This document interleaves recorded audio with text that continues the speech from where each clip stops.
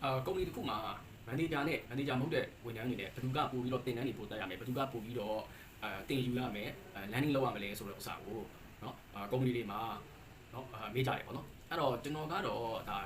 အများအားပြောလို့ရှိတာကုမ္ပဏီတစ်ခုမှာမန်နေဂျာနဲ့အထက်เนาะဝန်ထမ်းတွေကို training ပို့ပေးရတယ်နောက်ခုကျတော့မန်နေဂျာနဲ့အထက်ဝန်ထမ်းတွေက landing ပို့လုပ်ရတယ်เนาะအဲ့တော့ဒါပေမဲ့တချို့ကုမ္ပဏီတွေမှာကျတော့အဖြစ်လဲဆိုတော့မန်နေဂျာ level ရောက်သွားရင်တင်တန်းတွေမတက်ချင် landing မလုပ်ချင်ပေါ့နော် landing လောက်တာနေသွားတယ်အဲ့တော့တင်တန်းတွေရှင်အောက်ကဝန်ထမ်းအငယ်တွေကိုပဲလွှတ်တယ်ဝန်ထမ်းအငယ်တွေကိုပဲတက်ခိုင်းတယ်ပေါ့နော်အဲ့တော့အဲ့လိုကုမ္ပဏီကကြာလာရင်ကျွန်တော်တို့တိုးတက်မှုမရှိလာဘူးဆိုတာတွေ့ရတာပေါ့နော်အဲ့တော့တင်တန်းတွေတက်ရမှာlanding တင်ယူမှုတွေလုပ်နေရမှာ manager တွေကပို့ပြီးလုပ်ရမယ်အောက်ကဝန်ထမ်းတွေကဘာဖြစ်လဲဆိုတော့ manager ကောင်းရှိရင်အောက်ကဝန်ထမ်းတွေကိုဒီ manager သူကနေပြီးတော့တော့ကောင်းကောင်း manage လုပ်ပြီးတော့เนาะတိုးတက်အောင် develop ဖြစ်အောင်လို့သူကလုပ်တော့နိုင်တယ်အဲ့တော့အရေးချင်းမပြေ manager အရေးချင်းမပြေဝင်အောက်ကဝန်ထမ်းတွေကလည်းမကျွမ်းကျင်ပဲနဲ့မပြေသွားလာဘူးပေါ့နော်အဲ့ဒါတွေကိုဒီကပြောချင်တယ်အဲ့တော့ဒီ manager ကောင်းရင် manager တွေကောင်းရင်ကိုယ့်ရဲ့ company မှာเนาะတိုးတက်ဖို့ပုံများတယ်manager တွေမကောင်းဘူးဆိုရင်ကျွန်တော်ဒီ company ကတိုးတက်မှုနေတယ်ပေါ့နော်အဲ့ဒါလေးကိုအဓိကပြောချင်တယ်အဲ့တော့ဗာလဲဆိုတော့ဒီအရေးချင်းမပြေသွားတဲ့ manager တွေရဲ့ညံ့ပြင်းတဲ့ manager တွေရဲ့စိတ်ထားမကောင်းတဲ့ manager တွေအများကြီးရှိရင်ကိုယ့်ရဲ့ company ကကိုယ့်ရဲ့ပြိုင်ဘက်တွေကြားမှာเนาะနောက်ကြကြံခဲ့မယ်ပြီးတဲ့အခါမှာဝန်ထမ်းကောင်းတွေဆုံးရှုံးရလိမ့်မယ်ပေါ့နော်အဲ့တော့ဒီ manager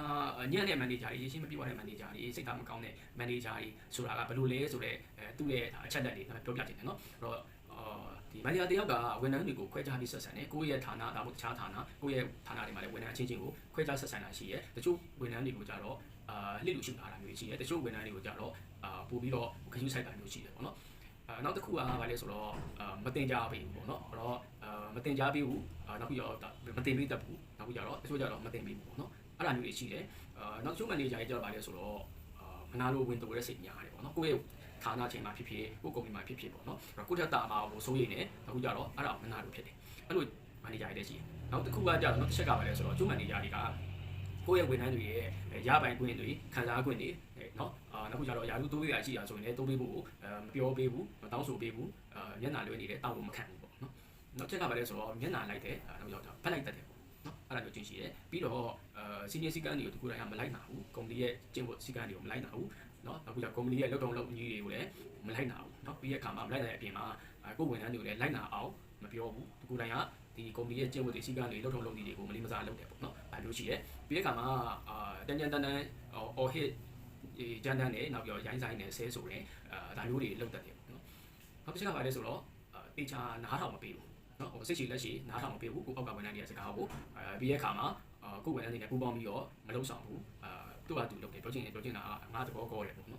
ပြီးတော့ဒီ manager မျိုးက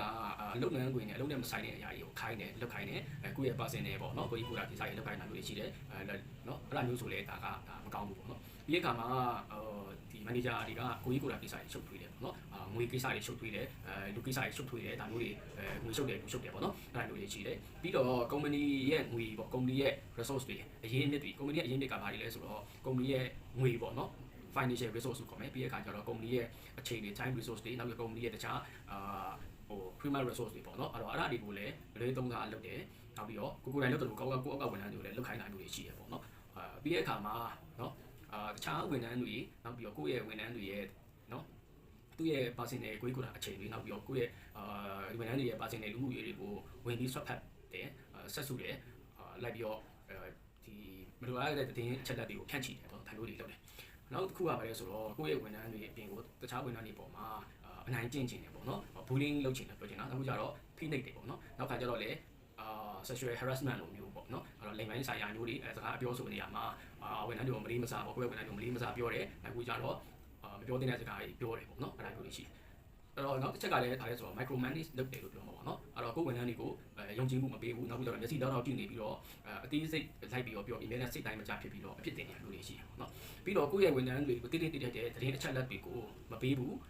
information တွေကမပေးဘူးထိန်ချန်လာတယ်နောက်ပြီးတော့လိမ်လည်ပြီးပြောတယ်ပေါ့နော်မသိစေချင်လို့တလွဲတွေပြောတာမျိုးရှိတယ်နောက်ပြီးတော့ဒီ manager ကကိုယ့်ရဲ့ဝန်ထမ်းတွေရဲ့အောင်မြင်မှုတွေနောက်ပြီးတော့ကိုယ့်ဝန်ထမ်းရဲ့ performance ပေါ့နော်စွမ်းဆောင်ရည်တွေကိုအတိအမှတ်ပြုတာမျိုးတွေကြီးကျူးစကားမျိုးတွေမပြောတဲ့အပြင်ကိုအများအားဒါဖြစ်တင်နေတာမျိုးတွေရှိတယ်ပေါ့နော်ပြီးတော့ဒီ manager ကကိုယ်အမှားလုပ်တယ်ဆိုရင်ဒါကိုဖုံးကွယ်ပြီးတော့သူများပေါ်ထိုးချပြီးတော့ကိုယ်အမှားကိုမဝင်ခံဘူးเนาะအဲ့ဒါမျိုးတွေကျွန်တော်တို့လုပ်တယ်ပြီးတဲ့အခါကျတော့ show manager ကိုအရန်ကိုအထင်ကြီးပြီးအရန်ကိုမာနာကြီးတယ်ပေါ့နော်ပြီးတော့သူတဘာပေါ်ကိုအမြဲအထင်သေးတယ် အဲ့ဒါမျိုးကလည်းဒါမကောင်းတဲ့ manager ပဲပေါ့နော်နောက်ခုကျတော့လုပ်ငန်းပေါ်ကိုတေချာမကျွမ်းကျင်ပဲနဲ့အပေါ်ရန်ဟန်ပြပေါ့နော်လုပ်နေတာမျိုးတွေလည်းရှိတယ်เนาะဒါမျိုးတွေလည်းရှိတယ်နောက်ခုကျတော့ဗာလဲဆိုတော့เนาะဟိုကိုတာဝန်ယူရမယ်တာဝန်ခံရမယ်အရာတွေမလုပ်ပဲနဲ့ကိုအောက်ကဝန်ထမ်းတို့မဟုတ်တခြားလူတွေကိုလွှဲချတယ်တာဝန်မယူဘူးတာဝန်ခံမှုမရှိဘူးပေါ့เนาะပြီးတဲ့အခါမှာကျတော့လေနာမည်ရကျင်တယ်ဆိုရင်ကိုပဲနာမည်ရကျင်တယ်ပေါ့ကိုအောက်ကဝန်ထမ်းတွေ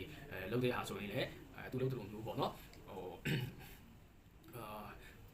ကိုပဲနာမည်ရကျင်တယ်ပေါ့เนาะအဲ့တော့ကိုမလုပ်ပဲနဲ့သူများလုပ်တဲ့ဥစ္စာကိုကိုလုပ်တဲ့ပုံစံမျိုးနဲ့ဒါမျိုးကိုတင်ချန်ထားတယ်ကိုအောက်ကကိုဝန်ထမ်းတွေကြောင်ပေါ့เนาะကိုဝန်ထမ်းတွေတော်တယ်ဆိုတာကိုသူလုပ်တယ်ဆိုတာကိုမဖော်ပြပဲနဲ့ကိုလုပ်တယ်လို့မျိုးလုပ်နေတယ်ပေါ့เนาะအဲ့ဒါမျိုးရှိတယ်နောက်ခုကျတော့ဗာလဲဆိုတော့เนาะဒါမျိုးကျင့်ဝတ်ကိုကျွန်တော်တို့မလိုက်နိုင်ဘူးเนาะအဲ့တော့အဲ့ဒီအချက်တွေရှိရဲ့ manager ဆိုရင်ဒါက manager ဆိုးတဲ့ manager ညံ့ပြင်းတဲ့ manager မကောင်းတဲ့ manager လို့ပြောလို့ရတယ်အဲ့လို manager အောက်မှာရှိတဲ့ဝန်ထမ်းဆိုရင်လည်းတိုးတက်လာဖို့မရှိသလိုဒီလို manager တွေများတဲ့ကုမ္ပဏီဆိုရင်လည်းဒါကတိုးတက်မှုနှောင့်နှေးပြီးတော့ပြိုင်ဘက်တွေကြားမှာနောက်ကျကျငယ်မှာရှိတယ်ဒါကြောင့်เนาะ manager တွေအနေနဲ့ဒါတွေကိုပြုပြင်ပြီးတော့အကောင်းဆုံးဖြစ်အောင်လုပ်သွားဖို့လိုတယ်ဆိုတာလေးကိုပြောချင်ပါတယ်ကျေးဇူးအများကြီးတင်ပါတယ်